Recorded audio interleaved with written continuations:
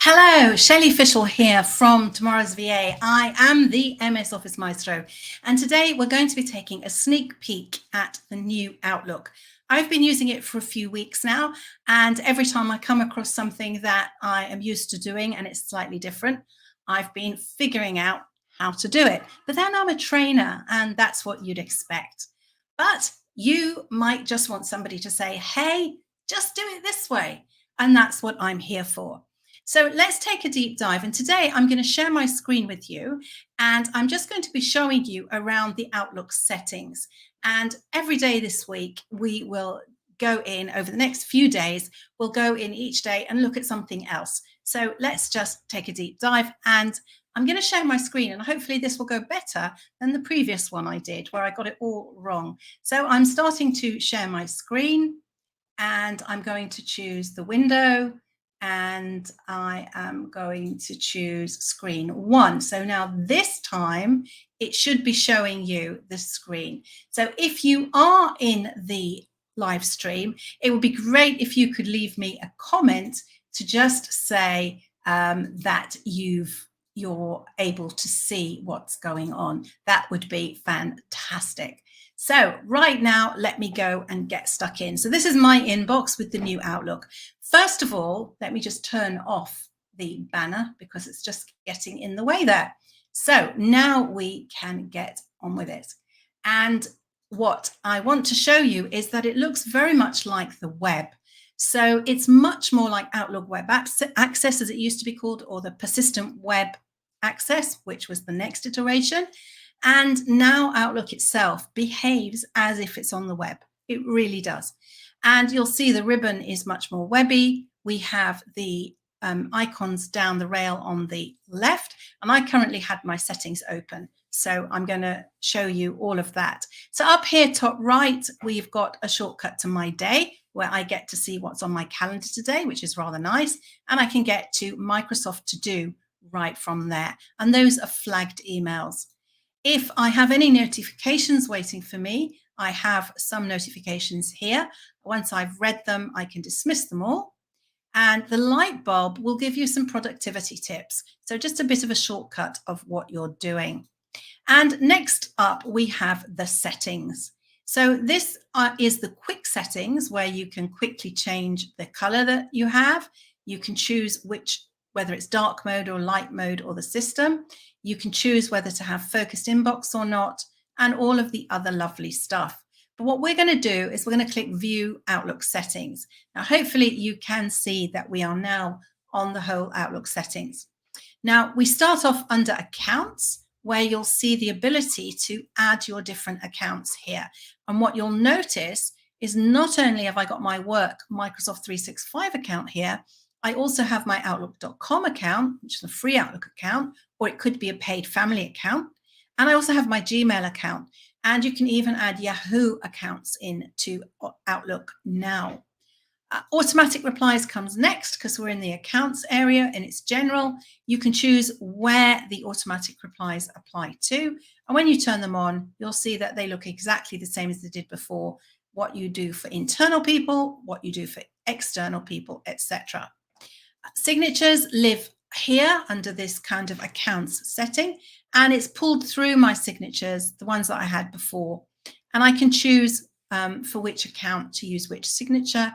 And down here, I can choose which signatures I want for new replies and forwards. So nothing different there. It's just the location. And also what you should be noticing is the box is more streamlined and a little bit neat and tidy. Under categories, this is where we can come in and change the categories.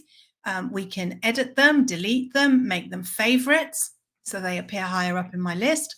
And here I have a note of what mobile devices I'm using Outlook on, and I'm using it all over the show. So I have lots there. And under storage, I quite like this. This is where you can see what you've got stored in each folder. And you can even decide to empty a folder of everything, anything 3 months and older, 6 months and older, or 12 months and older. So if you're trying to streamline everything and you realize you don't need to keep anything that's more than 12 months old, it's quite easy to do that from here. And that's one way of cleaning up your storage. And at the top, it tells you how much you've got. We can also see my biggest folders here, which is quite interesting.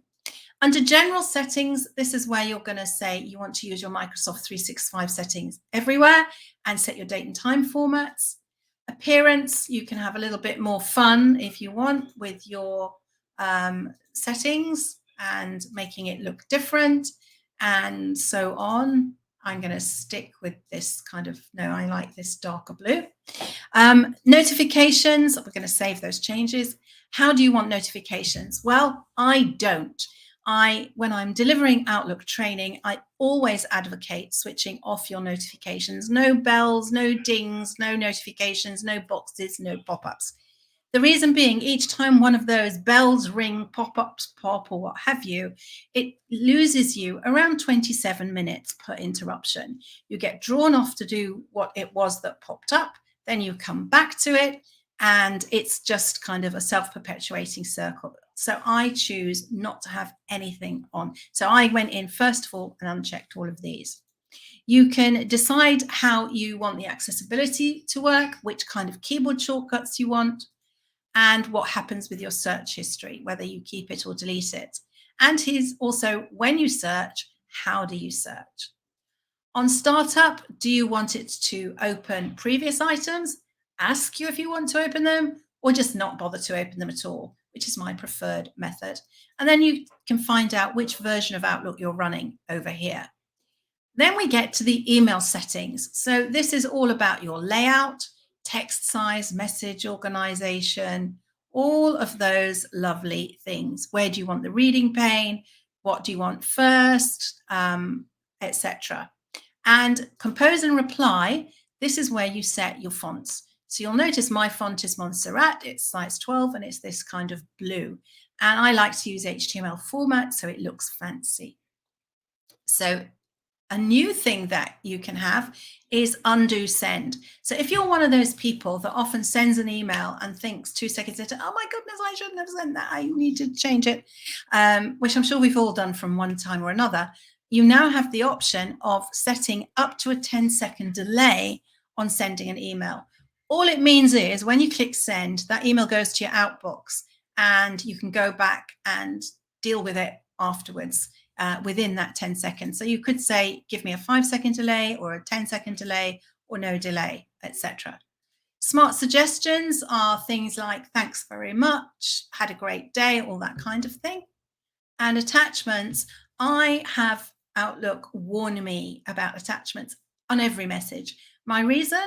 Well, I think sometimes there'll be that one message where I really need to send an attachment and I forget. So I have that annoying little box pop up every time. It's just easier that way. I can set up my rules here, and sweep, well, that is set up in the inbox, and I'm not going to talk about that today. Junk email, here I can set up my safe senders, my blocked senders, etc. And quick steps are still here, thankfully, and we can set those up here too. We can customize the actions that appear on an email. So these are the different headings and things that reply on the email. And message handling. So when I close out of Outlook, I have it empty my deleted items folder. Once I've deleted something, as far as I'm concerned, it's deleted. And what do I want it to do when I've read messages, etc. If I'm away on holiday, I want to forward my email perhaps to Veronica, then I can enable forwarding and pop an email address in there for Veronica and keep a copy of those messages so that I can see what I forwarded to her when I get back. And retention policies are what happens to email over time. And these are set usually at your IT support level and mostly will be set automatically, but you can apply them yourself. And if you send any email to a group, perhaps you just want a copy. Under calendar, you can set the appearance, what day of the week is the first day, whether it's bold or light on an event, and then we get to set the time zones. So you'll see that I have 4 time zones set here rather than 3. I have my time zone, which is Israel, which is Jerusalem. I have London, Dublin, Edinburgh, Lisbon, and London. So that's most of my clients are in the UK. I have kids in Florida, so I have Eastern time because that's where they are. And I just added Sydney just for the heck of it to see what would happen. And we'll have a look at that in the calendar afterwards. And we can show a birthday calendar or other calendars too. And what do we want to do when we create a new event or invitation? I have it so that it adds an online meeting to everything. And you can choose whether that's Teams or Zoom if you have Zoom in your account. I just use Teams. And when do I want those reminders? And what do I want to happen? Delete invitations that have been updated. So once it's been dealt with, just kind of get it out of my face. We can display the weather if we want to. I like Celsius. And events from email. So, you know, when you book a holiday or flights, do you want to be able to see that on your calendar? Agenda email, I don't have. And if I want to share my calendar, I'll do it from here. I can customize actions. So this is on the calendar now. What sort of things do we see? And Bookings with Me allows me to book appointments or send a copy of my bookings calendar. And I have a video of that on YouTube. And you can now set your work hours and location. So you might say that on Monday, all these days I'm working in the office, but perhaps I'm working remotely on a Monday. And then it means that people in your organization will know not to come and look for you at your desk. Under people, just like before, you only get to see how it's displayed. And this will take you back to your quick settings. So I'm going to stop the screen share now and come back into the main window. And I hope you found that useful. Do leave me a comment. If you'd like me to come in and do some training for you or your organization, drop me a message, either a DM or an email to Shelley at Tomorrow's VA. I'm Shelley Fishel, the MS Office Maestro, here to help you get all of your Microsoft Office applications working together seamlessly for you in your day-to-day work. And I'll see you on another broadcast sometime soon.